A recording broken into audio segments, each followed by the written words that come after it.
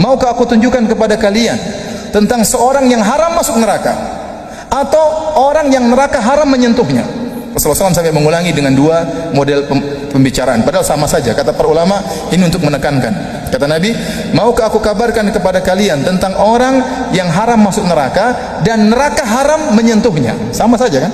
Kalau nggak bisa masuk neraka, neraka nggak akan menyentuhnya. Sama sebenarnya, cuma Nabi menggunakan dengan dua ibarat dalam rangka untuk menekankan. Kata para sahabat, tentu siapa orang itu ya Rasulullah? Betapa beruntung orang tersebut, dia haram masuk neraka dan neraka haram menyentuhnya. Kata Nabi SAW, kullu qaribin hayyinin sahlin layyin. Apa tadi kata Nabi? Belum hafal. Kullu qaribin hayyinin sahlin layyin.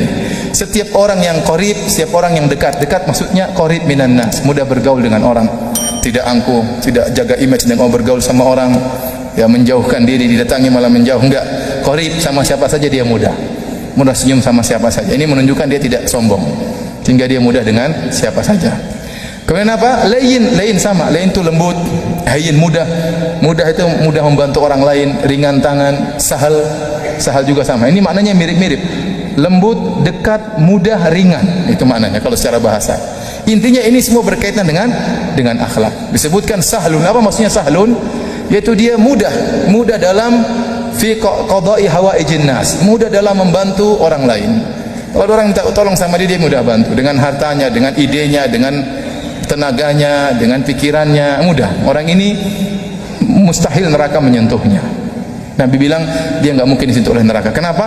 Akhlaknya mulia. Makanya Rasulullah SAW bersabda tentang orang-orang yang mudah. Kata Nabi SAW, rahimallahu imra'an samhan idza ishtara, samhan idza ba'a, samhan idza iqtada. Kata Nabi SAW, semoga Allah merahmati seorang yang mudah tatkala menjual, mudah tatkala membeli, dan mudah tatkala menagih hutang. Maksudnya gimana? Dia mudah orangnya. Kalau jual barang, orang tawar ya dijual mudah. Berapa harganya? 100 juta, 80 ya, ya udah ambil aja. Ya mudah. Cuma kurang 20 juta nggak jadi masalah. Yang penting dia sudah untung. Ada orang berapa? 100 juta, 99, enggak 1 rupiah pun enggak akan saya turunkan. Kamu enggak mau ya sudah. Wah ini namanya susah kalau menjual. Ini tidak disukai oleh Nabi SAW. Yang Nabi suka adalah yang apa? Samhan idza ba'a, mudah untuk menjual. Mudah untuk menjual. Selama dia dapat untungnya dijual, nah apa? Rezeki nanti datang dari yang lain. Kenapa harus untung harus banyak-banyak? Yang penting udah untung sama saya sudah. Ini disukai oleh Nabi SAW. Ini yang orang seperti ini yang haram neraka menyentuhnya. Saman idza ishtara, orang yang juga mudah tatkala membeli. Ada orang jual barang, berapa harganya? 100 juta. Jadi tawarnya masuk akal, 95 ya. Iya aja silakan. Mudah. 95, turun dikit dong. 95 ya. Iya sudah saya beli. Mudah. Ada orang enggak, berapa harganya? 10.000, 3.000 ya. Subhanallah. Istri saya cerita, dia pernah keluar sama seorang akhwat pakai cadar, kemudian nawar barang belanja, berapa harganya? 10.000, 3.000. Istri saya malu mau pergi, tawar 3.000, 10.000 jadi apa? 3.000. Akhirnya penjualnya marah-marah, Mbak, kalau nggak mau beli nggak usah tawar Mbak, katanya.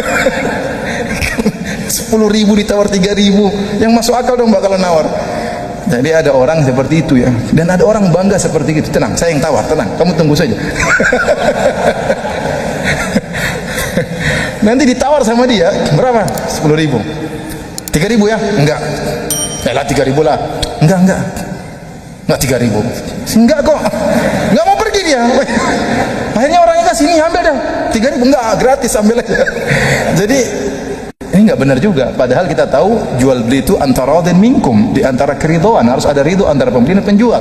Bisa jadi penjual jual dengan terpaksa, itu enggak boleh. Dan tidak boleh juga pembeli membeli dengan apa? Terpaksa. Ya. Kemudian kata Nabi SAW, samhan idza iqtada, demikian juga orang yang mudah tatkala dia menagih hutang.